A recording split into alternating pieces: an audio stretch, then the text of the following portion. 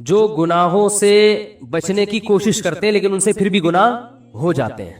وآخرون اعترفوا بذنوبهم خلطوا عملا صالحا وآخر سیئا. اللہ نے ایسے مسلمانوں کا بھی ذکر کیا قرآن کہ کچھ ایسے ہیں جو اپنے گناہوں کا اعتراف کرتے ہیں, انہوں نے اچھائیوں کو نیکیوں کے ساتھ ملایا ہوا ہے, لیکن ان کو فکر ہے کہ یہ چھوڑنے ہیں, کیونکہ ان کا اصل ہدف کیا ہے؟ آخرت. سوال پیدا ہوتا ہے جب ان کا اصل ہدف آخرت ہے, منزل ان کی آخرت ہے, تو پھر ان سے گناہ ہوتا کیوں ہے؟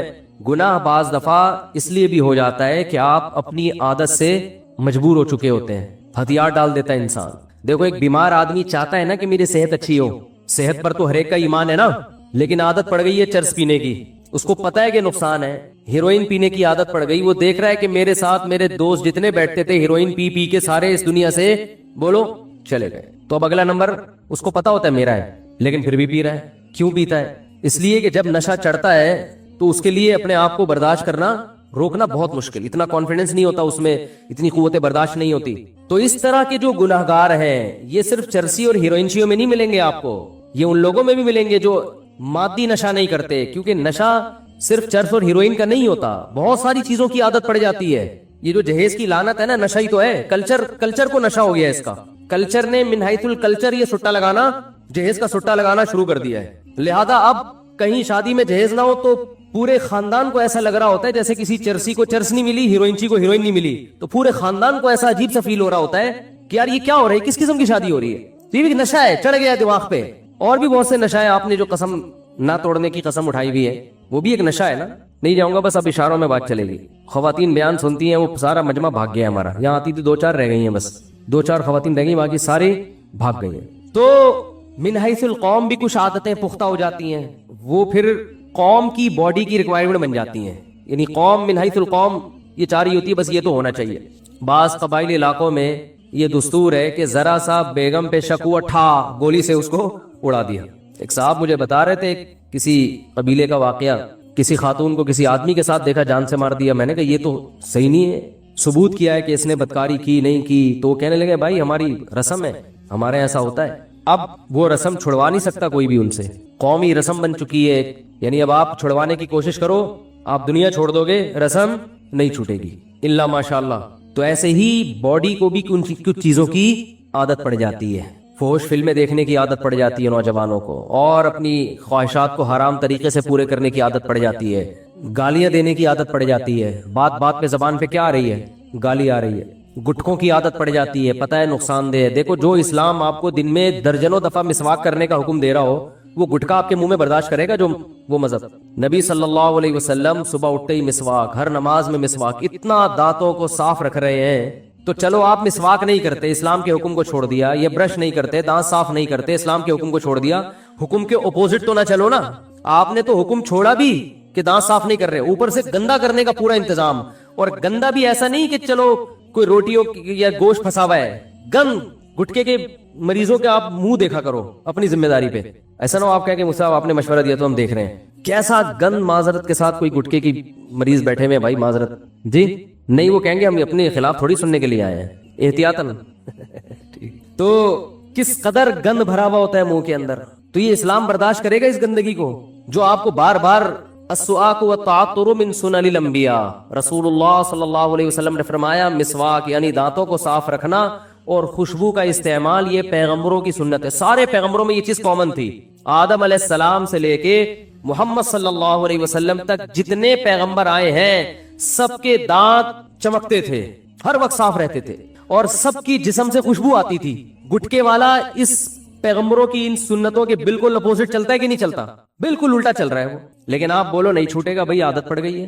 نماز چھوڑنے کی عادت پڑ گئی ہے. ہمارے ایک دوست تھے, ہم جہاں رہا کرتے تھے نا, تو نماز پڑھنے کے لیے ہم جب مسجد میں آتے تو ہمارے ایک دوست تھے, ان کی ہمیشہ فجر میں 1 رکعت نکلتی تھی, ہمیشہ. ہم ان سے کہتے تھے یار چلو کبھی ہو گیا, روز آنا ہی آپ کی 1 رکعت نکلی ہوئی ہوتی ہے. انہوں نے کہا کیا کروں یار, میں بس جب بھی پہنچتا ہوں یہ ہوتا ہے وہ ہوتا ہے, وہ یہ ہو جاتا ہے وہ ہو جاتا ہے, اور کچھ نہ کچھ ہو ہی جاتا ہے. ہم نے کہا چلو نماز جب 5 منٹ آگے ہوگی تو آپ کو مزید 5 منٹ کا ٹائم مل جائے گا, مزید 5 منٹ کا ٹائم مل جائے گا. تو چلو ابھی گرمیوں میں نماز ذرا جلدی ہو رہی ہے تو رات کو دیر سے سوتے ہوگے, صبح اٹھتے اٹھتے کوئی مسئلہ ہوتا ہوگا, تعویل کرتا ہے نا انسان. दूसरे के बारे में तो अच्छी तावीली करनी चाहिए ना, अपने बारे में इंसान बदगुमान हो, दूसरे के बारे में अच्छा गुमान रख। तो हम अच्छा गुमान रखते थे, उनसे कहते थे कोई बात नहीं। अब नमाज जब 5, 10, 15 मिनट आगे होगी तो अब आपको टाइम ज्यादा मिल जाएगा। 5 मिनट भी आगे हो गई तो 1 रकअत तो मिल जाएगी ना मजीद। लेकिन हम देखते थे नमाज 5 मिनट आगे, वो भी 5 मिनट आगे उसी हिसाब से। नमाज 20 मिनट आगे तो वो भी 20 मिनट आगे। और मेरा ख्याल है 15 साल मैंने उनको इसी हालत में देखा है, हमेशा 1 रकअत उनकी निकल रही है। ये भी नशा है, चरस और हीरोइन की तरह, टाइम पे ना पहुंचने का नशा। चलो गनीमत है पढ़ रहे थे, ये भी बड़ी बात है। लेकिन मैं उनसे कहता था जब जो नहीं पढ़ रहा उस पर तो इतराज नहीं होता, इसलिए कि वो तो सुस्त है, 1 नंबर का ना, काहिल है, उसे तो पढ़नी नहीं है। लेकिन आपने कुर्बानी तो दे दी ना, नींद कुर्बान हो गई, वुजू कर लिया, मस्जिद की तरफ आ गए, सर्दी गर्मी का ख्याल नहीं किया। तो जब ये इतनी टेंशन लेनी है ही तो यार 5 मिनट पहले आ जाओ। लेकिन लत पड़ जाती है इंसान को, हकीकत बता रहा हूं मैं। आपने देखा होगा मस्जिदों में सफ़े अव्वल के नमाजी वो सफ़े अव्वल ही के होते हैं, वो हमेशा आते हैं पहले। दूसरी सफ के नमाजी पूरे साल दूसरी, तीसरी के नमाजी पूरे साल तीसरी में होते हैं, ये होता है। तो ज्यादातर जो गुनाह होते हैं या जो बुराइयां मुआशरे में फैली हुई हैं, उन लोगों की जो आखिरत पर ईमान भी रखते हैं, आखिरत को बनाना भी चाहते हैं, उनके ज्यादातर मसाइल ये हैं कि उनको किसी न किसी बुराई की लत पड़ चुकी होती है, आदत पड़ चुकी होती है, और वो उसको छोड़ने में सीरियस नहीं होते। और वो बस एक गुजर करते हैं, यार हमें क्या हो गई है, आदत हो गई है, हमसे नहीं छूटती। जिसको जमात छोड़ने की आदत हो जाए वो जमात से नहीं पढ़ता। जिसको नमाजें कज़ा करने की आदत हो जाए उसके लिए नमाज पढ़ना वबाले जान है। कह रहे कैसे पढ़े, उठे कैसे। हमारे हजरत मुफ्ती रशीद अहमद साहब की खानका में एक साहब आए। पहले तो लोग बुजुर्गों के पास जाके अपनी इस्लाह करवाते थे, उनसे फजर में उठा नहीं जाता था, और थे भी डॉक्टर। हजरत को खत लिखा कि मुझसे नहीं उठा जाता, मेरी नींद बहुत गहरी है, कुछ भी हो जाए मैं नहीं उठ सकता फजर में। तो आ गए खानका में, हजरत ने फरमाया ठीक है सो जाएं आप, सुबह देखते हैं। तो नहीं उठे सुबह, 4 आदमियों के जिम्मे लगाया इनको उठाओ, लेकिन वो ऐसी नींद, भाई नहीं उठा, भाई नहीं उठ सकता, मैं नहीं उठ सकता भाई, बहुत सख्त नींद आ रही। तो 2-4 दफा हजरत ने ट्राई किया, देखा कि ये तमीज से समझ में इनके बात नहीं आ रहे। तो हजरत के जिन्नात की ठुकाई वाले वाकयात भी उन्होंने पढ़े हुए थे। एक जिन किसी तालिब इल्म पे आ गया था, तो वो तालिब इल्म बहुत सारी जगहों पर गया, यानी उसके घर वाले लेकर गए, वो जिन उतर के नहीं दे रहा था ना, और जिन का कहना यह था मैं बांग्लादेश से आया हूँ, इसको बांग्लादेश लेके जाऊंगा मैं। ठीक। तो हमारे हजरत के यहाँ वो आया, तो हजरत गए उसकी खैरियत मालूम करने के लिए। तो उस वक्त वो जिन उसके ऊपर आया हुआ था। अब जिन जब आया हुआ था तो उसने कहा कि हजरत पे हमला करने लगा वो। तो जिन्नात से जो डरता है ना वो गया काम से, ये ज़हन में रखो। हजरत ने आगे बढ़ के ना, वो हवा में उछल रहा था कमबख्त, असल में तो तालिब इल्म था लेकिन उसमें जिन चढ़ा हुआ था ना, तो वो हवा में उछल रहा है। तो हजरत का हाथ भी माशाल्लाह लंबा, लुधियाना के पंजाब से ताल्लुक था हजरत का। होते हैं ना पंजाब के बड़े बड़े माशाल्लाह जमींदार होते हैं, बड़ी बड़ी पगड़ियां होती हैं। तो हजरत की हाइट भी अच्छी थी, तो हाथ भी लंबा। तो जैसे ही वो उछल के करीब आया, हजरत ने एक जोरदार थप्पड़ रसीद किया उसकी, इतनी जोर से मारा कि वो बेहोश होके गिर गया। काफी देर बाद उसे होश आया, उसने कहा हम जा रहे हैं। उसने कहा हम जा रहे हैं। और वो हजरत का तमाचा जिन्नात में मशहूर हो गया था। उसके बाद बहुत दफा ऐसा हुआ किसी पे जिन हुआ, जिन आया, ये वाकया हजरत की किताब में भी लिखा हुआ है, ये हमने तो बराह रास्त सुना है। कई बार ऐसा हुआ कि किसी पे जिन आया, उसने हजरत को फोन किया, तो हजरत ने कहा ठीक है मैं आ रहा हूँ। हजरत जब पहुंचे तो बंदा बिल्कुल ठीक था। अहले खाना ने बताया कि जिन्नात ये कहकर गए हैं कि मुफ्ती रशीद अहमद साहब आ रहे हैं, हम जा रहे हैं। मुफ्ती साहब आ रहे हैं, हम जा रहे हैं। रोप बिठाओ रोप। वाकया आ ही गया तो अपना भी एक सुना दो। किसी पे जिन आया हुआ था हमारे किसी रिलेटिव पे। मैं तो ये आमिलों को मानता नहीं हूँ और ना इनके पास किसी को लेके जाने का मशवरा देता हूँ। तो जिन पे आया हुआ था उनके ताबीज गंडे तो निकलवा के हमने सारे फेंकवा दिए। हमने कहा कुछ भी नहीं है वो, लेकिन वो सच्ची मुच्ची का जिन था। ठीक। तो मुझे धमकी दे रहा था कि मैं तुझे छोड़ूंगा नहीं। अच्छा ये बात भी है तकरीबन 2009 या 10 की। उस वक्त मैं बहुत ही बारीक था। जिन लोगों ने मेरा 10 साल पुराना माजी देखा है ना, उनको पता है मैं तो 2013 के बाद थोड़ा सा जिस्म पे गोश्त आया है, वरना तो कहीं गिरते थे तो डायरेक्ट हड्डी शुरू हो जाती थी, डायरेक्ट हड्डी पे चोट आती थी। बहुत पतला नहीं, बारीक। तो इतना बारीक था मैं, और जिस पे जिन आया वो माशाल्लाह अच्छे खासे सेहतमंद थे। तो अब ऐसा ना हो मुझे जिन्नात उतारने के लिए कॉल करना शुरू कर दे, हमारे यहाँ भी आया हुआ है आप आ जाएं। तो मैं ये काम नहीं करता। ये जो मैं आपको बता इसलिए रहा हूँ कि आप यही खुद ही कर लो। ठीक है। वो शायर है सलमान गिलानी, बड़ा अच्छा शेर है, शेर तो याद नहीं आ रहा, उसका मफहूम याद है कि एक आदमी ने फोन किया कि तेरी बीवी पे जिन चढ़ गया। किसी को कहा ना फोन करके कि तेरी बीवी पे जिन चढ़ गया, घर आ। वो कह रहा है पंगा जिन ने खुद ही लिया है। खुद ही भुगतेगा। हमने थोड़ी कहा। तो मैं गया वहां पे, तो मुझे वो धमकियां दे रहा था, आवाज बदली हुई थी और धमकियां दे रहा था, मैं ये कर दूंगा, मैं ये कर दूंगा। अब मैं बहुत ही बारीक था, मैंने ये अपनी आस्तीनें ऐसे करके चढ़ाई, حالانکہ ویسے اگر آستینیں اس دنوں میں چڑھاتا نا تو کسی کو خوف نہیں آتا, وہ کہتا ہے یار ابھی تک تو معاملہ چھپا ہوا تھا ہم سمجھے شاید کوئی مسل وسل بنے ہوئے ہوں گے. تو میں نے ایسے آستینے چڑھائے. میں نے کہا تیری ایسی کی تیسی. 2-4 دفعہ ایسے دھمکیاں دی ہیں بس. پھر آیت الکرسی پڑھ کے جب پھونک لگاتا تھا تو ایسے لگ رہا تھا جیسے کوئی بہت زور زور سے مار رہا ہے, جن کو ایسے لگتا تھا. تو بھاگ گیا الحمدللہ. تو ان میں یہ کوئی میرا کمال نہیں ہے, یہ کانفیڈنس کا کمال ہے. تو جن کو زیادہ لفٹ بولو نہیں کرایا کریں. اور ان میں اکثر کیسز فیک بھی ہوتے ہیں. ہمارے یہاں ناظم آباد میں ایک نوجوان پہ جن چڑھ گیا تھا, اس نے ادھم مچائی ہوئی تھی. اس کے رشتہ دار اس کو لے کر آ گئے ہمارے استاذ کے پاس کہ اس پہ جن چڑھ گیا, کچھ کرو. انہوں نے اس کو تنہائی میں لے کر گئے. اچھا وہ جن عربی بول رہا ہے. اب یہ حیران ہو رہے ہیں کہ یہ تو رکشا چلانے والا آدمی ہے, لڑکا ہے, عربی کہاں سے آ گئی؟ تو سعودی عرب سے جن آیا ہے. یہ جن آیا کہاں سے؟ عربی جن ہے. تو انہوں نے دروازہ بند کر کے اس کی لگائی ہے طبیعت سے کٹ. بولا مجھے پتا ہے تیرے پہ جن من نہیں ہے, تو سچ سچ بتا دے معاملہ کیا ہے. جب طبیعت سے کٹ تھوڑی بہت کٹ سے نہیں ہوتا, یہ بڑے ڈرامے باز ہوتے ہیں. طبیعت سے لگی ہے نا کٹ, تو اس نے بولا اچھا مارو نہیں, آپ کو بتا رہا ہوں مجھے کسی سے عشق ہو گیا ہے, میں اپنے اوپر جن کا بہانہ کر کے میں کہتا ہوں اس کے گھر لے کے جاؤ. جب اس کے گھر جاتا ہوں تو میں ٹھیک ہو جاتا ہوں. تو مجھے بار بار بہانے سے محبوبہ کے گھر لے کے جا رہے ہیں. تو انہوں نے کہا کمبخت تو عربی کیسے بول رہا ہے؟ کہہ رہے فضائل اعمال کی جو عربی عبارتیں ہیں وہ رٹ کے یاد کی ہے میں نے.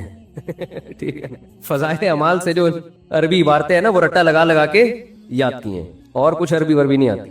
ہاں تو مفتی رشید احمد صاحب رحمۃ اللہ علیہ کا وہ تماشا مشہور تھا.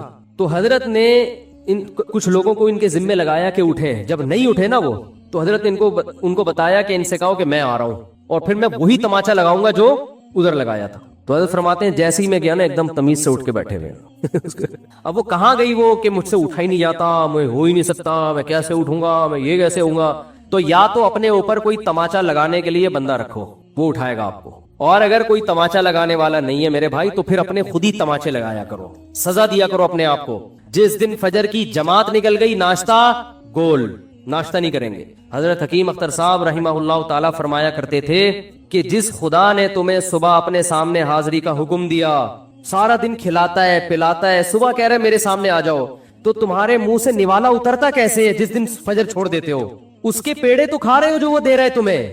صبح کا ناشتہ وہ کرے جو فجر کی نماز پڑھے. اللہ ہم نے تیری عبادت کی ہے, اب ہم اس کے لائق ہیں کہ تیرے رزق سے ہم فائدہ اٹھائیں. اپنی ذمہ داری پوری نہیں کر رہے, ناشتے کے ٹائم پہ بیٹھا ہوا ہوگا اور کیسے بیٹھ کے آرڈر کر رہے ہوتے ہیں, دیر ہو رہی ہے مجھے جلدی لے کر آؤ.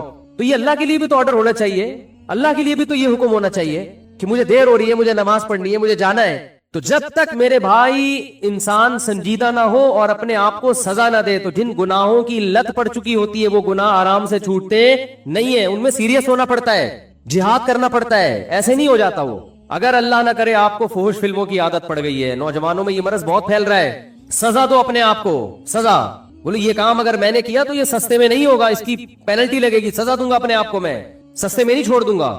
اگر نماز چھوٹ گئی سزا دو اپنے آپ کو, گالی زبان سے نکل گئی سزا دو اپنے آپ کو. جب سزائیں دو گے تو یہ اس کی علامت ہوگی واقعی آپ آخرت کو چاہنے میں مخلص ہو, ورنہ زبانی دعوے, زبانی باتیں اللہ کے ہاں قابل قبول نہیں ہے. تو وَلَنَبْلُوَنَّكُمْ بِشَيْءٍ مِّنَ الْخَوْفِ وَالْجُوعِ وَنَقْصٍ مِّنَ الْأَمْوَالِ وَالْأَنفُسِ وَالثَّمَرَاتِ. اسی میں صبر بھی ہے, بے صبری کی بھی عادت پڑتی ہے, میں صبر کرنا پڑتا ہے. ہمارے حضرت کے ایک مرید تھے, ان کو غصہ بہت آتا تھا, پھر غصہ جاری کرتے رہتے تھے, وہ صبر نہیں تھا ان میں. حضرت کو خط لکھا کہ میں اپنی اصلاح چاہتا ہوں, میں غصے میں پاگل ہو جاتا ہوں. حضرت نے فرمایا جس دن غصہ جاری کرو نا, ان کی تنخواہ کے حساب سے حضرت نے فرمایا کہ اتنے پیسے صدقہ کرو. غصہ آیا, جاری کر دیا, بعد میں ندامت ہوئی کہ یار نہیں ہونا, زیادہ ہو گئی, تو کیا کرنا ہے؟ فرمایا 500 روپے صدقہ کر دو. یہ تھپڑ ہے جو اپنے اوپر لگایا جا رہا ہے. تو شروع میں تو ایسا ہوا کہ بار بار جب صدقہ کرنا شروع کیا تو پھر عادت پڑنا, پھر غصے پہ کنٹرول کرنے کی عادت شروع. ایک صاحب نے حضرت کو خط لکھا, مجھے اپنی بیوی پہ بہت غصہ آتا ہے بلا وجہ, اور اس کو میں حد سے زیادہ پھر ڈانٹتا ہوں. حضرت نے فرمایا کہ جب حد سے زیادہ آپ غصہ کریں نا, تو آپ کی سزا یہ کہ بعد میں بیوی سے معافی مانگیں. اب جس آدمی کو بیوی پہ غصہ بہت زیادہ آ رہا ہو, وہ تو تکبر کی وجہ سے آتا ہے نا, یہ ماتحت ہے تو روب جھاڑ رہا ہے, اس کے لیے معافی مانگنا آسان کام بولو نہیں ہے, کیونکہ معافی مانگ کے آپ تو اپنے آپ کو گویا نیچے کر دیتے ہو, رسوا کر دیتے ہو. معافی مانگنا آسان تھوڑی ہے. تو اس نے مجھے بتایا کہ یار یہ کام میرے اوپر اتنا شاق گزرتا ہے کہ اگر میں نے بیوی پہ غصہ کیا تو بعد میں مجھ کو معافی مانگنی پڑے گی. یہ اتنی ٹینشن والا کام تھا میرے لیے کہ میں نے کہا غصہ نہ کرو, یہ آسان ہے, غصہ کر کے بعد میں معافی مانگنا یہ بہت مشکل کام ہے. تو کچھ تو کرے, کچھ آگے قدم بڑھانا پڑے گا میرے بھائی. میں نے کہا تھا نا وہ ڈائری وائری لے کے بیٹھے, تو ہو سکتا ہے اب ڈائری مل گئی ہو آپ کو گھر میں. ایک ہفتہ تو میں نے کہا تھا تلاش کرنے میں لگے گا کہ اپنی خامیاں لکھیں اس ڈائری میں بیٹھ کے. بھائی بولا تھا نا, ارے کیا ہو گیا, بھول بھلائیے اتوار کے بیان میں بولا تھا کہ ڈائری لے کے بیٹھے. اس میں ہمارے جو استاذ ہیں نا جن سے میں نے پڑھا ہے, 92 میں ان کا میں نے پہلا بیان سنا تھا. وہ بیان یہی تھا کہ اگر آپ آخرت چاہتے ہو نا تو ایک ڈائری لے کے اس پہ اپنی خامیاں لکھ دو. سب سے پہلے آپ کو پتا تو چلے میرے اندر یہ برائیاں ہیں. ہاں تجویز آئی ہے کہ اپنی خامیاں خود نہ لکھیں, بیگم سے کہیں کہ میری خامیاں تم لکھو اور تمہاری خامیاں میں لکھوں گا. اصل میں وہ تو ٹھیک ہے, دوسرا آپ کی خامیاں زیادہ اچھا بتا سکتا ہے, لیکن اس میں پرابلم یہ ہوگی کہ جنگ چھڑ جائے گی. حقیقت ہے وہ جب کہے گی یہ خامی, ہو کہے گا ہے ہی نہیں ہے یہ تو تمہارا, پھر یہ کہے گا تمہارے اندر یہ خامی. تو سب سے بڑی خامی یہی ہے کہ اپنی خامی ماننا ہی نہیں ہے. تو پہلے اس کی تو اصلاح ہو نا, پھر اس کے بعد اگلا اسٹیپ ہے. تو ڈائری میں بیٹھ کے اپنی خامیاں لکھیں. میں غصے کو بلا وجہ جاری کرتا ہوں, بات بات پہ خام خام میرا میٹر شارٹ ہوتا رہتا ہے, یہ گٹکا کھاتا ہوں, یہ سگریٹ پیتا ہوں, نماز میں پابندی نہیں ہو رہی, تکبیر اولا کی پابندی نہیں ہو رہی, یہ مسئلہ ہے یہ مسئلہ ہے, بچوں کی تربیت کی کوئی فکر نہیں ہے, گھر میں ٹائم نہیں دے رہا, سارا دن کٹر کے ڈھکن پہ باہر بیٹھا رہتا ہوں گلی میں. ٹھیک ہے نا, ایک ایک چیز بیٹھ کے لکھیں. لکھ کے نا دماغ انسان کا اس قابل نہیں ہوتا کہ سارا چیز کھوپڑی میں رکھے, وہ اپنے اس کو پیپر پہ لے کر آئے. ٹھیک ہے نا, پھر پیپر سنبھال کے رکھیں, ایسا نہ ہو کہ وہ پرچہ ہی گم جائے تو آپ کی ساری خامیاں مارکیٹ سے شارٹ ہو گئی. تو کسی ڈائری میں لکھیں, پھر اس کو پھر بیٹھیں کہ یار یہ چھوڑنی کیسے ہے, اس کے لیے کیا ترتیب ہے. چلو عادت پڑ گئی ہے, مشکل ہو رہا ہے, لیکن ہر چیز کا کوئی حل تو ہوتا ہے نا. ما انزل اللہ من داء الا انزل له شفاء, بخاری کی حدیث ہے. نبی نے فرمایا کوئی بیماری اللہ نے ایسی پیدا نہیں کی جس کا علاج نہ کیا ہو. اس میں جسمانی بیماریاں بھی ہیں, روحانی بیماریاں بھی ہیں. ہر بری خصلت کا علاج اللہ نے اس دنیا میں رکھا ہے. ہر برائی چھوٹ سکتی ہے. او بھائی صحابہ کرام شراب کے صدیوں سے عادی تھے, چھوٹ گئی نا ان سے, صدیوں سے عادی تھے, اعلان ہوا نہیں پینی, ختم, وہ بہا دیا انہوں نے, نالیوں میں شرابیں بہا دی ہیں.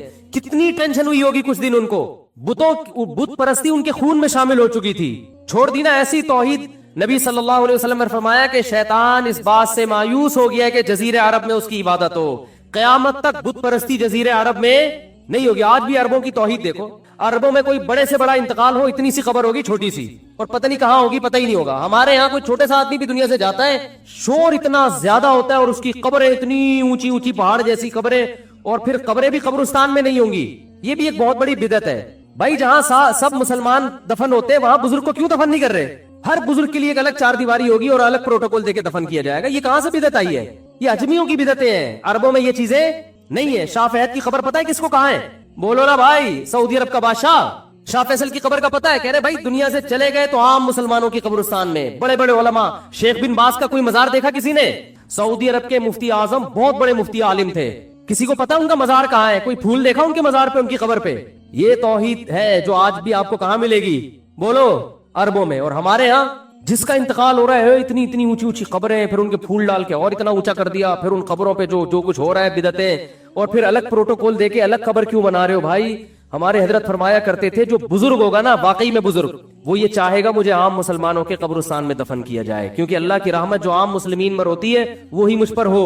وہ اپنے آپ کو کبھی بھی عام مسلمانوں سے ممتاز اور جدا نہیں کرنا چاہتے, تو ان کی تو یہ خواہش ہوتی ہے. بعد والے پھر اپنے چکر میں ان کو الگ دفن کرتے ہیں, اپنے چکر میں. جتنے بزرگان دین کی قبریں الگ الگ جگہ پر, ان کی اپنی کوئی وصیت نہیں تھی, بعد کے مریدین گڑبڑ کرتے ہیں ان کے ساتھ. تو ہمارے ہاں عقیدوں کے معاملے میں حساب بہت خراب ہے, بہت خراب. تو ہمارے نبی نے کیسی محنت کی, وہ قوم جو قبر پرست اور بت پرست تھی, کیسی توحید کے 1400 سال گزر گئے. آپ عربوں میں جا کے دیکھو, آپ کو قبروں میں کوئی قبر ایک بالش سے زیادہ اونچی نظر نہیں آئے گی. حالانکہ وہاں جتنے بڑے بڑے لوگ دفن ہیں, ہم جیسے ان کا تصور بھی نہیں کر سکتے. اتنے بڑے بڑے لوگ دفن ہیں وہاں پہ. جنت البقیع میں کتنے بڑے بڑے لوگ دفن ہیں, جنت المعلی میں کتنے بڑے بڑے لوگ دفن ہیں. تو اس سے پتا چلتا ہے بھائی اگر چاہو تو سب کچھ ہو سکتا ہے, نہیں چاہو تو کچھ بھی نہیں ہو سکتا. اللہ تعالی ہم سب کو سمجھنے کی عمل کی توفیق عطا فرمائے. وینٹیلیٹر پر ہے, ان کے لیے دعا کریں, دل سے دعا, اللہ تعالی صحت عطا فرمائے. شہزاد کے والد صاحب کی صحت کے لیے اور ان کے خاتمہ بالخیر کے لیے دعا کریں, دل سے دعا ہے جی اللہ تعالی صحت عطا فرمائے اور ایمان پر موت مقدر فرمائے. آن لائن کریڈٹ کارڈ کے ذریعے رقم ادا کرنے پر دراز کی طرف سے 101 10% یا 20% ڈسکاؤنٹ ملتا ہے, وہ صحیح ہے یا نہیں ہے؟ ہاں ٹھیک ہے. کیا فرماتے ہیں مفتیان کرام مسئلہ مذکورہ کے بارے میں کہ ایک مسافر شخص کہیں پر نماز پڑھنے کے لیے اترا, جب وہ نماز پڑھنے کے لیے مسجد پہنچا تو آخری رکعت میں شریک ہوا, واضح ہے کہ اس جماعت میں اکثر تعداد مسافرین کی تھی. اب اس شخص کو معلوم نہیں کہ امام مسافر ہے یا مقیم، تو اب اس حالت میں وہ 2 رکعت پڑھے گا یا 4 رکعت. یہ بڑی کنفیوژن ہوتی ہے کہ پتہ ہی نہیں ہوتا امام مسافر ہے یا مقیم ہے، اور وہ آخری رکعت میں ہوتا ہے. تو اسی وجہ سے امام پر یہ لازم ہے کہ وہ سلام پھیرنے کے بعد بتائے کہ میں مسافر ہوں. اتموا صلاتکم فإنا قوم سفر. نبی صلی اللہ علیہ وسلم جب مسافر ہوتے تھے تو سلام پھیرنے کے بعد یہ اعلان کرتے کہ ہم مسافر ہیں، جو مقیم ہے وہ اپنی نماز مکمل کر لیں.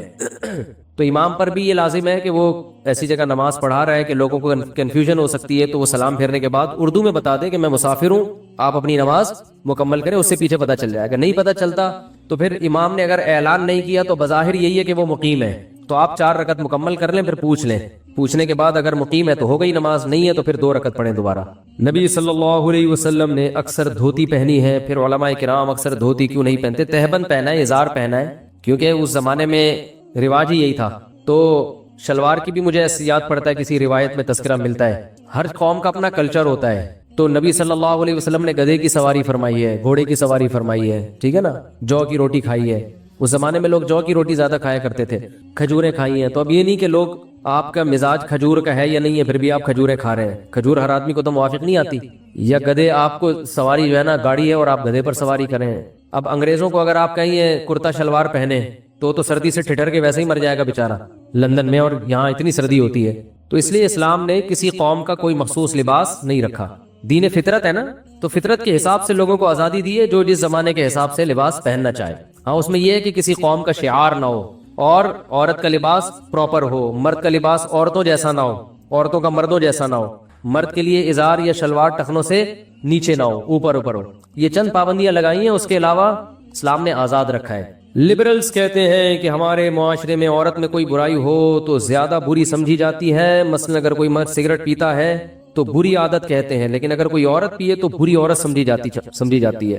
دیکھو لبرل لوگوں کو تو خواتین کے حقوق کے نام پہ چورن بیچنے کا بہت شوق ہے. ان کے ہاں جتنے خواتین کے حقوق پامال ہوتے ہیں نا، اتنے مذہبی لوگوں کے ہاں نہیں ہوتے. یہ تو دماغ میں رکھو آپ. سب سے پہلی بات یہ ہے کہ ان کی شادیاں اتنی لیٹ ہوتی ہیں. تو اب یہ جب 40 سال میں شادی کرے گا تو یہ اس سے عورت کا حق پامال ہو رہا ہے نہیں ہو رہا. جس عورت سے شادی ہونی تھی وہ بغیر وہ شوہر لیس زندگی گزارتی ہے 40 سال تک، وہ بوائے فرینڈ کے ساتھ گزارا کرتی ہے. تو مذہبی لوگ جلدی نکاح کرتے ہیں. جب نکاح کرتے ہیں تو اس لڑکی کو جلدی گھر بسا دیتے ہیں. اس بوائے فرینڈ کی نحوست سے نکال کے اس کو شوہر والی نعمت عطا کرتے ہیں. اس کے اولاد ہوتی ہے، خاندان بستا ہے. تو آج جتنے بھی نعرے لگ رہے ہیں نا عورت کے حقوق کے نام پہ، یہ لیبل بہت اچھے ہیں. ان کے پیچھے عورت کا استحصال ہو رہا ہے. تو یہ جو انہوں نے سوال کیا ہے، کہاں چلا گیا؟ سوال ہی غائب ہو گیا. ابے تم سوال لے کے بیٹھ گئے یار. ہاں کہ خواتین سگریٹ پیتی ہیں تو زیادہ برا سمجھا جاتا ہے، مرد پیتا ہے. دیکھو پہلی بات تو یہ جو لبرلز لوگوں کا ایک پروپیگنڈا ہے، یا مذہب مخالف لوگوں کا جو ایک پروپیگنڈا ہے کہ مرد اور عورت دونوں کو ایک نظر سے دیکھتے ہیں، یہ نظر ہی غلط ہے. دونوں میں جب اللہ نے فرق رکھا ہے تو اس فرق کو ختم کر دینا یہ پاگل پنا ہے، حماقت ہے. دونوں کی جو اللہ تعالیٰ نے جو سوچ بنائی ہے، باڈی بنائی ہے، دونوں کا جو مزاج بنایا ہے، اس میں زمین آسمان کا فرق ہے. تو لہذا دونوں کے احکام بھی ایک دوسرے سے جدا ہیں، الگ ہیں. ایک صاحب مجھے کہنے لگے جب شوہر مر جاتا ہے تو بیوی عدت گزارتی ہے اسلام میں. بیوی مر جائے تو شوہر پہ عدت کیوں نہیں ہے؟ تو یہ تو اسلام نے بڑا فرق کر دیا، اس کے لیے حکام الگ، اس کے لیے الگ. میں نے کہا یار یہ میٹرنیٹی ہوم خواتین کے لیے ہوتے ہیں، مردوں کے لیے کیوں نہیں ہوتے؟ یہ گورنمنٹ نے بڑا فرق کیا ہوا ہے نا کہ مردوں کے لیے ہسپتال الگ ٹائپ کے، خواتین کے لیے. بولو بھائی، وہ میٹرنیٹی ہوم عورتوں کے لیے بن رہے ہیں. وہ ایک سیاسی لیڈر تقریر کر رہے تھے نا کہ آپ مجھے ووٹ دیں، میں اسکول بناؤں گا، لڑکوں کے الگ لڑکیوں کا الگ. اب جوش میں سیاسی لوگ تو اکثر آپ کو پتا ہے کہ پھینک رہے ہوتے ہیں، ان کو پتا تو ہوتا نہیں ہے کہ آگے کرنا بھی ہے کہ نہیں کرنا کچھ. تو انہوں نے کہا ابھی تو ووٹ لینے ہیں، پھینکتے رہو. میں یہ کروں گا، گرلز کے کالج الگ بناؤں گا، بوائز کا الگ. تو کسی نے کہا کہ سر ہمارے ہاں میٹرنیٹی ہوم نہیں ہے. انہوں نے کہا آپ ووٹ تو دیں مجھے، 2 بناؤں گا، لڑکیوں کے لیے الگ، مردوں کے لیے الگ. تو جو اس کے قائل ہے نا برابری کے، ان سے کہو کہ یہ کیا مسئلہ ہے کہ عورت بچے کو فیڈ کیوں کراتی ہے، آدمی کیوں نہیں کراتا؟ عورت بچہ کیوں جنتی ہے، آدمی کیوں نہیں جنتا؟ تو اس لیے عورت پہ عدت ہے، مرد پہ عدت نہیں ہے. نسب خراب ہونے کا خطرہ عورت سے ہوتا ہے، مرد سے تھوڑی ہوتا ہے. تو اس لیے اللہ نے دونوں کے حکام میں کیا رکھا ہے؟ فرق رکھا ہے. اب کچھ اخلاقی برائیاں ایسی ہیں جو مردوں میں ہو تو زیادہ بری سمجھی جاتی ہیں، عورت میں ہو تو کم بری سمجھی جاتی ہیں. اور کچھ اخلاقی برائیاں ایسی ہیں جو عورت میں ہو تو زیادہ بری سمجھی جاتی ہیں، مرد میں ہو تو کم بری سمجھی جاتی ہے. چیخنا چلانا یہ مردوں پہ بھی برا ہے، عورتوں پہ بھی، لیکن عورت پہ یہ زیادہ برا لگتا ہے کیونکہ اس کی طبیعت میں اللہ نے مرد سے زیادہ حیا رکھی ہے. وہ بے حیائی کا کام کرے گی نا تو اپنی نیچر سے زیادہ بغاوت کر رہی ہے. مرد اگر بے حیائی کرتا ہے تو وہ اپنی نیچر سے زیادہ بغاوت نہیں کر رہا, اس کی طبیعت میں اتنی حیا نہیں ہے. عورت تو نام ہی حیا کا ہے. بزدلی اخلاقی برائی ہے نا, بزدل ہونا.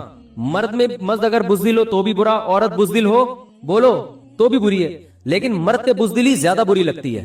اب اگر کوئی مرد بزدل ہے, چھپکلی سے ڈرتا ہے, عورت بھی چھپکلی سے ڈرتی ہے, ہم کہیں گے یار یہ چھپکلی کیا بگاڑے گی آپ کا, کیوں ڈر رہے ہو. لیکن مرد اگر ڈرے گا تو یہ زیادہ برا سمجھا جائے, یار تم آدمی ہو کے چھپکلی سے ڈرتے ہو, تمہیں شرم نہیں آتی. اور عورت اگر ڈر رہی ہے تو تھوڑا بہت سمجھا دے گا, بھائی بیگم میں تم سے ڈرتا ہوں, تمہیں اللہ نے ایسی صلاحیتیں دی ہیں اور تم چھپکلی سے ڈر رہی ہو. کسی نے کہا دنیا گول ہے, ٹھیک ہے نا. تو بڑا اچھا کسی نے ایک میسج بھیجا تھا کہ پتہ نہیں پوری کہانی لکھ کے بھیجی کہ فلاں اس سے ڈرتا ہے, وہ اس سے ڈرتا ہے, وہ اس سے ڈرتا ہے, پھر آپ سب اپنے باس سے ڈرتے ہیں, پھر باس اپنی بیوی سے ڈرتا ہے, اور بیوی چوہے سے ڈرتی ہے, اور چوہا آپ سے ڈرتا ہے. تو اس سے پتہ چلتا ہے دنیا کیا ہے, گول ہے. ٹھیک ہے, سب ایک دوسرے سے ڈر رہے ہیں. تو بزدلی یہ بری چیز ہے, یہ مرد پہ زیادہ بری, عورت پہ کم درجے کی بری ہے. یہ کم درجے کی بری, اس کو اتنا تانا نہیں دیا جائے. چیخنا چلانا بری عادت ہے, مرد پہ زیادہ برا, لیکن عورت پہ اور زیادہ برا لگتا ہے. تو اسی طرح یاد رکھو, یہ جو بے حیائی کے کام ہے نا, بے حیائی والے کام, بدکاری ہے, زنا ہے, یہ دونوں کے لیے برا ہے. اس لیے سزا اللہ نے سیم رکھی ہے. مرد اگر زنا کرتا ہے تو بھی 100 کوڑے لگتے ہیں, عورت زنا کرتی ہے تو بھی 100 کوڑے. مرد شادی شدہ زنا کرے گا تو رجم ہے, عورت کو بھی رجم ہے. لیکن جہاں زنا کی سزا کی بات آئی ہے نا, تو اللہ نے عورت کا ذکر پہلے کیا کہ اس کو سزا دو, مرد کا دوسرے نمبر پہ کیا ہے. قرآن میں ہمیشہ مرد اور عورت کا جہاں بھی تذکرہ آئے گا, مرد پہلے ہوگا, عورت کا تذکرہ اللہ اس کے بعد کرتے ہیں. لیکن چند مقامات پہ اللہ نے عورت کا تذکرہ پہلے کیا, مرد کا بعد میں.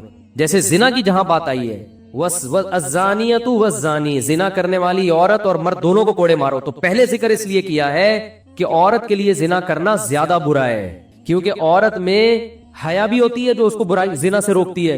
نمبر 2, اس میں یہ شہوت زیادہ نہیں ہوتی, یہ مرد میں زیادہ ہوتی ہے. اس لیے اگر وہ زنا کرے گی نا تو وہ اپنی نیچر کی بغاوت اس نے بہت زیادہ کی ہے. اس نے اپنی حیا کا بھی خیال نہیں کیا, حیا بھی اس کو روک رہی تھی, اور اس میں وہ ڈیزائرز بھی نہیں ہوتی اتنی شدت کے ساتھ جتنی مرد میں ہوتی ہیں. تو اس درجے کی ڈیزائرز بھی نہیں تھی جو مرد میں ہوتی ہیں, اور حیا بھی تھی. اس کے باوجود اس نے زنا کیا تو اللہ نے کیا فرمایا, اس کو پہلے کوڑے لگاؤ. اب لوگ اس پہ بھی اعتراض کرتے ہیں کہ یہ مفتی صاحب گراؤنڈ ریئلٹی کے خلاف بات کر رہے ہیں. ہم گراؤنڈ ریئلٹی کے مطابق بات کر رہے ہیں. آپ دیکھو, کوئی عورت کسی کو زنا کی دعوت دے اور مرد بھاگ جائے, یہ مرد کا بڑا کمال سمجھا جاتا ہے کہ یار بڑا نیک آدمی, عورت نے دعوت دی اور کوئی رکاوٹ نہیں تھی مگر اس نے اپنے آپ کو بچایا. لیکن مرد اگر عورت کو دعوت دے اور وہ بھاگ جائے تو یہ عورت کا کوئی بڑا کمال نہیں سمجھا جاتا. زیادہ تر عورتیں اپنے آپ کو اس برائی سے بچاتی ہیں, ان میں وہ ڈیزائرز نہیں ہوتی جو مردوں میں رکھی ہیں. یوسف علیہ السلام کو کنڈی لگا کے دروازہ بند کر کے عزیز مصر کی بیوی نے برائی کی دعوت دی, حضرت یوسف بچ گئے. اللہ نے کیسا تذکرہ کیا یوسف علیہ السلام کا, کیسا. نبی صلی اللہ علیہ وسلم نے فرمایا 7 آدمیوں کو اللہ قیامت میں اپنے عرش میں جگہ دے گا, ان میں ایک وہ شخص بھی ہے, نوجوان بھی, جسے خوبصورت عورت زنا کی دعوت دے اور وہ بچ جائے. تو یہ فضیلت عورت کے لیے کیوں نہیں ہے, اس لیے کہ اس میں یہ ڈیزائرز نہیں ہوتی. تو دونوں کو ایک ہی لاٹھی سے جو بھی پاگل ہانکے گا وہ اپنا علاج کرائے. تو اسی طرح یہ جو نشے والی چیزیں ہیں, ان کا بھی تعلق کس سے ہے. مرد لونڈے لپاڑوں میں بیٹھتے ہیں, باہر نشئی لوگوں میں بیٹھتے ہیں, خواتین عموماً گھر میں رہتی ہیں, ان کو بگڑنے کا موقع اتنا نہیں ملتا جتنا موقع کن کو ملتا ہے, آدمیوں کو. تو اس لیے اگر آدمی سگریٹ پی رہا ہے یہ بھی برا ہے, عورت کا سگریٹ پینا اور زیادہ برا ہے. کہ آپ میں تو حیا ہے, آپ کو تو جو ہے نا حیا بھی تو ان چیزوں سے روکتی ہے نا. بھائی سگریٹ آوارہ گر قسم کے لوگوں کا کام ہے نا, لونڈے لپاڑے جو گھوم رہے ہوتے ہیں باہر, اس ٹائپ کے لوگ. تو عورت کی حیا اس کو ان چیزوں سے, سٹا لگانے سے, چرس پینے سے روکتی ہے. تبھی عورتوں میں ان برائیوں کا ریشو مردوں سے کم ہوتا ہے. یہ اس لیے تھوڑی ہوتا ہے کہ انہوں نے علماء کے بیانات سنے ہوئے ہیں, بیان تو مرد زیادہ سن رہے ہوتے ہیں پھر بھی زیادہ پی رہے ہیں. یہ نیچر روک رہی ہوتی ہے, یہ نیچر ان کو ان برائیوں سے روک رہی ہوتی ہے. ہمارے ایک دوست امریکہ گئے, انہوں نے مجھے بتایا کہ وہاں ایک خاتون نے, ایک گوری آئی, ان کے پاس سوال پوچھا کہ آپ کا جو اسلام ہے وہ مرد کو جو 4 کی اجازت دیتا ہے, عورت کو اجازت نہیں دیتا. تو عورت کی بھی تو ریکوائرمنٹ ہو سکتی ہے نا کہ وہ ایک سے زیادہ مردوں کے پاس جانا چاہتی ہے, اس کی بھی تو ریکوائرمنٹ ہو سکتی ہے. تو انہوں نے بڑا اچھا جواب دیا. انہوں نے کہا اسلام نے جن 4 عورتوں کو ایک مرد پر قناعت کا حکم دیا ہے نا, ان سے عورتیں مراد ہیں جو عورتوں کی فطرت پر ہوں, جو کیا ہو, جو واقعی عورت ہوں. آپ جس کلچر کی بات کر رہی ہو نا, اس خاتون سے کہا یہاں بہت سی عورتیں رہی نہیں ہیں, وہ آدمی بن گئی ہیں. تو عورت جب اپنی فطرت پہ ہوگی تو وہ کبھی اس کا تقاضا نہیں کرے گی کہ اس کو بھی 4 مردوں سے نکاح کی اجازت دی جائے. تو وہ کبھی بھی تقاضا نہیں کرے گی اس کا, اس کی نیچر اس کو قبول نہیں کرے گی. ہاں اگر عورت کو اس کی فطرت سے ہی ہٹا لیا جائے, وہ بے حیا بن جائے, پھر تو وہ ظاہر ہے اس کے پھر احکام وہ تھوڑی ہوتے ہیں, پھر تو وہ اس کی نیچر ہی چینج ہو گئی ہے نا. किसी को चर्स की आदत पड़ गई हो, हीरोइन की आदत पड़ गई हो, तो अब इससे हीरोइन और चर्स को थोड़ी हलाल करार दिया जाएगा कि इसका चूंकि चर्स के बगैर गुजारा नहीं होता लिहाजा इस पे चर्स पीना वाजिब है। ओ भाई गुजारा नहीं होता, ये तेरी हेडेक है, तूने अपने आप को बर्बाद किया, अब तू छोड़ेगा, चर्स हलाल नहीं हो जाएगी। तो ऐसे ही याद रखो, बहुत सी ये आजकल चूंकि मर्द अधूरे लिबास पहनते हैं, लोग कहते हैं वाह वो उससे तो कोई नहीं पूछता, औरत अधूरा लिबास पहने तो पूरा मीडिया हरकत में आ जाता है और लोग मलामत करते हैं। तो भाई मर्द के लिए पर्दे के हकाम अलग हैं, औरत के लिए पर्दे के हकाम अलग है। मर्द के लिबास कम पहनने से बेहयाई नहीं फैलती इतनी जितनी औरत के बेलिबासी से फैलती है। लेकिन कमाल की बात ये कि मर्द फिर भी प्रॉपर ड्रेस पहन रहे हैं पूरे, यहां से लेके, यानी यूरोप में तो जितना मर्द ढक सकता है ना, मेरा ख्याल है बस आंखें और चेहरा रह गया है ताकि पहचान में आ जाए कि ये वसीम भाई है, सत्तार भाई है, गफार भाई। यार पूरे बयान में वसीम भाई नहीं आए थे, चलो वो भी आ गए, वो नाराज हो रहे होंगे यार आज मुफ्ती साहब हमें भूल गए। तो फितरत के बिल्कुल क्या चल रहा है, ये नेचर से लड़वा रहे हैं हमको ये लिबरल्स लोग। तो इसी में ये जो मैंने मातहत वाली बात की थी, औरत की फितरत है वो मर्द के मातहत रहना चाहती है, वो नहीं आंखों में आंखें डाल के बात करना चाहती। लेकिन मीडिया ने उसको क्या बना दिया है, मर्द के मुकाबले में लाके खड़ा कर दिया है। अब वो मुकाबले में जब मर्द के आके खड़ी हो गई है तो मर्द उसको तस्लीम नहीं कर रहा उस मुकाबले को। नतीजा क्या निकल रहा है, घरों में लड़ाई और फिर अलहदगी। तो मीडिया को चाहिए खवातीन को ये समझाए अपने शौहरों की मातहत बनो, जैसे नबी ने फरमाया औरत की जन्नत उसका शौहर है। वो औरत जन्नत में दाखिल नहीं हो सकती जिसका शौहर उससे नाराज है, वो नहीं दाखिल हो सकती। उसको खुश करो, उसकी इताअत करो, उसकी फरमाबरदारी करो, घर बसाओ। लेकिन उल्टी कहानियां पढ़ाई जा रही है, सासों की खिदमत लाजिम नहीं है, ससुर की खिदमत लाजिम नहीं है। तो कमाल है यार, जब कुछ भी लाजिम नहीं है तो घर में क्या पेड़े खाने के लिए आई है वो? ठीक है, जब एक घर में रहते हैं तो सब बड़ों की खिदमत करते हैं। बेटे पर भी लाजिम है अपने माँ बाप की खिदमत करे, जो भी घर में बड़े हैं, तो औरत पर भी लाजिम है घर के बड़ों की खिदमत करे। छोटों पर इसको ये लेबल ना लगाएं कि सास ससुर की खिदमत, इसको ये कहें कि छोटों पर लाजिम है कि वो बड़ों की खिदमत करे। चाहे वो शागिर्द हो, शागिर्द पर लाजिम है उसका उस्ताद की खिदमत करे। वो पोतों पर लाजिम है दादा की खिदमत करे, नवासों पर लाजिम है नाना की खिदमत करें। तो सिर्फ एक बहू पर लाजिम नहीं है सास ससुर की खिदमत, हर छोटे पर लाजिम है कि वो अपने बड़े का ख्याल रखे। इसलिए मैं इसको ये लेबल नहीं लगाता कि बहू पर सास ससुर की खिदमत लाजिम, इस लफ्ज से चिढ़ते हैं लोग। छोटे पर लाजिम है कि जब वो ज्वाइंट फैमिली में घर में रहते हैं तो अपने बड़ों का ख्याल रखें। सास ससुर ना भी हो, आपके मामू बूढ़े हो गए, वो आपके साथ घर में आके रहते हैं, आप पर उनकी खिदमत भी लाजिम है। नहीं यार मेरे ख्याल है बात समझ में। और अगर कोई औरत नहीं करेगी खिदमत तो गैरतमंद आदमी बर्दाश्त नहीं करेगा इसको कि यार मेरा मामू है, मेरा चाचा है, बूढ़ा है, वो घर में पड़ा हुआ है, तुम उसको पानी नहीं पिलाती, तुम वो चाय का कह रहे हो, तुम उसको चाय बना के नहीं पिला सकती। ये थोड़ी होता है भाई, फिर ऐसे नहीं घर चलते। बिल्कुल आजाद, हर आदमी क्या कह रहा है, मैं क्या हूं, आजाद। अच्छा, बाज खवातीन को भी शिकायत होती है कि नबी भी घर में काम में हाथ बटाते थे, तो हाथ बटाना सुन्नत अमल है, बताना चाहिए। हम भी कोशिश करते हैं टूटी फूटी तरीके से हाथ बटाने की, आप भी बटाया करें, लेकिन कितना।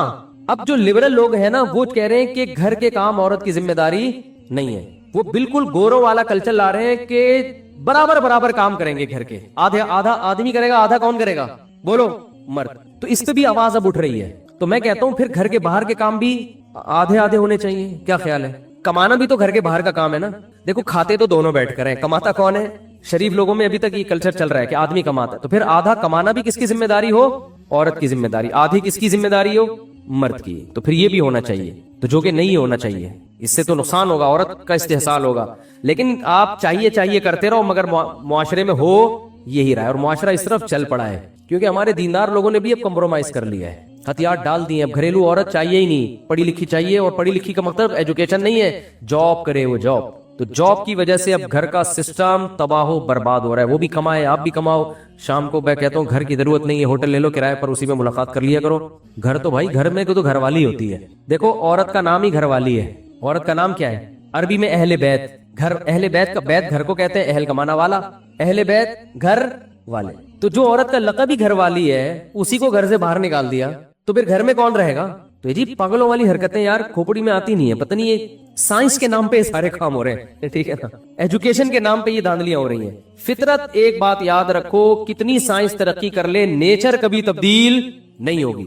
आप कहो कि 10,000 साल पहले चूंकि लोग दांतों से रोटी चबा के खाया करते थे, अब तो दुनिया एडवांस हो गई है, अब मैं बर्गर खाऊंगा और चबे चबाए बर्गर ग्राइंड करके खाऊंगा क्योंकि अब साइंस बहुत आगे निकल गई, अब चबाने की टेंशन नहीं लूंगा। तो ये पागलपना होगा कि नहीं होगा? ओ भाई, साइंस जितनी भी तरक्की करे, आपकी 6 फुट की 5 फुट की जो बॉडी है वो चेंज थोड़ी हुई है। तो ना मर्द तब्दील हुआ, ना औरत तब्दील हुई, ना बच्चे पैदा होने का प्रोसेस चेंज हुआ, ना आपस के जो रिलेशन है उसमें कोई वो चेंजिंग हुई है, उसके उसूल भी वही है। तो कितनी भी तरक्की कर जाए साइंस, जो 10,000 साल पहले कामयाबी के उसूल थे आज भी वही और कल भी वही उसूल रहेंगे। इसमें इसको चेंज करने की कोशिश तरक्की के नाम पे मत करो। समझ नहीं आ रही तो फिर जैसे चल रहे हो चलते रहो, अपना खुद ही बेड़ा गर्क करोगे। बहुत शौक है यार, ये ऐसी बहू चाहिए, डॉक्टर चाहिए, इंजीनियर चाहिए। भाई तुमने क्लिनिक खुलवानी है, क्या करना है अल्लाह के बंदे। ठीक है एजुकेशन की एक वैल्यू होती है, लेकिन आपको क्यों चाहिए? क्या मसला क्या है तुम्हारे साथ? टीका लगवाना है तुमने, पैराडोल खानी है। बड़े बड़े डॉक्टर पड़े हुए हैं यार, पर्पस ही पता नहीं होता कमबख्त को किसी को कि मैंने करना क्या है। उसकी वजह से पागल हुए घूम रहे हैं। और फिर एक औरत से जब आप सब चीजें चाहोगे तो फिर कुछ भी नहीं मिलेगा। एक काम उसके जिम्मे लगाओ, भाई तुम्हारा ये घर है, बस ये इसको जन्नत बना दो, और सारी जिम्मेदारी किसकी है? मेरी है। तो फाइनेंस की जिम्मेदारी, माशी जिम्मेदारी सारी मेरी है, और घर में तमीज से बैठ के तुम बस खाओ। ठीक है ना, पिज्जा चाहिए पिज्जा ले आऊंगा, बर्गर चाहिए अंडे वाला चाहिए, जिंगर बर्गर। आजकल इतने पैसे होते हैं, जो गरीब आदमी है वो फिर उनकी बीवियों की रिक्वायरमेंट भी उसी हिसाब से होती है। लेकिन नॉर्मली लोग तो ये सब चीजें कर सकते हैं। ओ भाई तुमने घर को क्या बनाना है? जन्नत। कल एक खातून ने मुझे मैसेज भेजा, किसी को पता नहीं है किसकी बात चल रही है, गीबत में नहीं आता, कि मेरी भाभी ये फुल टेंशन बनी हुई है मेरे लिए, और भाभी अलग घर का मुतालबा कर रही है, और भाभी ये कर रही है, और भाभी यूं कर रही है, और भाभी ये कर रही है, और भाभी वो कर रही है। तो मैंने कहा आप घर में हो क्यों?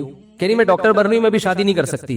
तो मैंने कहा ये आपकी टेंशन है, आपकी भाभी की टेंशन नहीं है। जब भाभी घर में आएगी नंदों के साथ उसका गुजारा नहीं होगा। आप शादी करके पतली गली से निकलो यहाँ से, इस घर छोड़ो। भाभी और उसके आपके भाई का हेडेक है, वो अलग रहना है, साथ रहना है, साथ से लड़ना है कि नहीं लड़ना, क्या पकाना है, ये आपका हेडेक नहीं है। नेचुरल लाइफ थोड़ी है। बुलूगत के बाद आपके बाप का घर आपका नहीं है, आपका घर अपने मियाँ का है। वहां जाओ और वहां से नंदों को निकालो। हकीकत है, औरत का घर तो उसके मियाँ का होता है ना। अबे अम्मा हुआ किसके साथ रहती थी? आदम अलैहिस्सलाम के साथ रहती थी ना। रुखसती आदमी की थोड़ी होती है, औरतों की होती है रुखसती। तो औरत की रुखसती होती है कि भाई ये अब तुम्हारा घर कौन सा है? तुम्हारे मियाँ का, यहाँ तुम्हारी औलाद होगी, यहाँ तुम्हारा घर बसेगा, क़यामत तक अब यही रहोगी, जनाजा यहाँ से उठेगा तुम्हारा।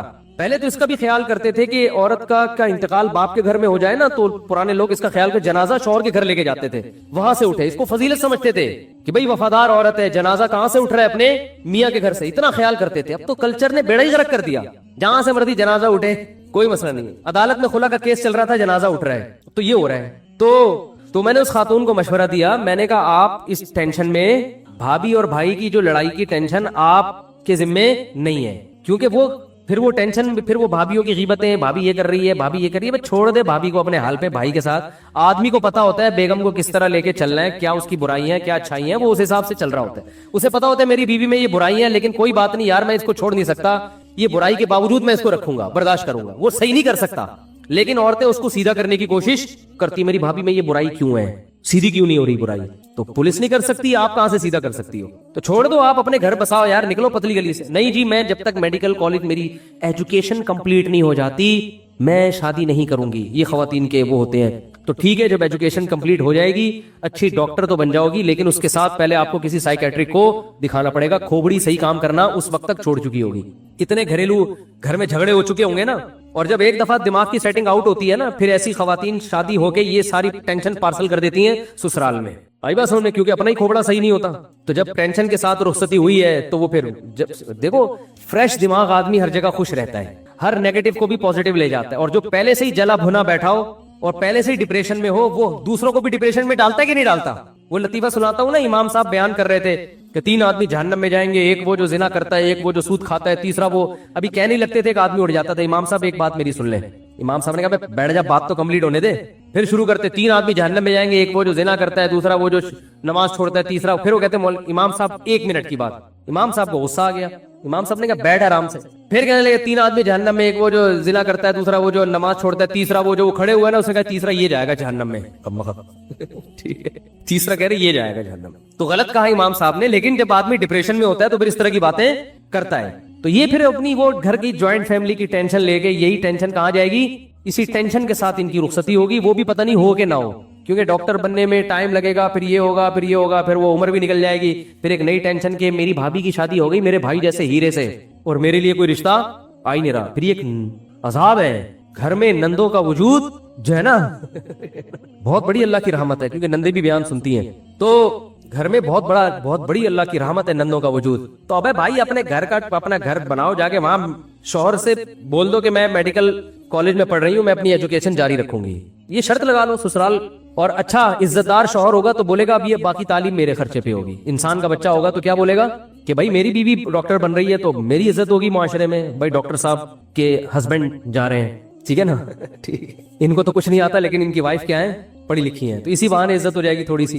تو اب بولو بھائی کہ یہ باقی خرچہ کون اٹھائے گا, میں اٹھاؤں گا, تو نکلو گھر سے یہاں سے. نہیں تو یہ ان لڑائیوں کا کوئی علاج نہیں ہے. بھابھی کو نند نہیں ٹھیک کر سکتی, یہ ذہن میں رکھو, نہ ٹھیک کرنے کی کوشش کرنی چاہیے. مفتی صاحب شرک پر بیان کریں, بیان ہوا ہے میرا شرک پر. مفتی صاحب قیامت کے دن اللہ تعالیٰ حساب کس طرح لیں گے اس پر تفصیلی بیان کریں. او بھائی یہ تو 6 گھنٹے کے بیانات ہیں. مفتی صاحب گھر سیل کر رہے ہیں, رکاوٹیں بہت آتی ہیں, دعا کی اپیل ہے دل سے دعا, اللہ تعالیٰ آسانی فرمائے. گھر بیچنے میں جو رکاوٹیں آتی ہیں کوئی بندش یا جن چڑیل بھوت کا اثر نہیں ہوتا. گھر بیچنا آسان کام نہیں ہے. کوئی انڈے والا برگر تھوڑی بیچ رہے ہیں کہ 2 منٹ میں بک جائے گا. یہ بہت سے لوگوں کی فون آتے ہیں کہ بھائی گھر بیچ رہے ہیں, 1 سال سے کوشش میں لگے ہوئے, نہیں بک رہا. بھائی وہ گھر ہے, وہ اتنے آسانی سے نہیں بکے گا.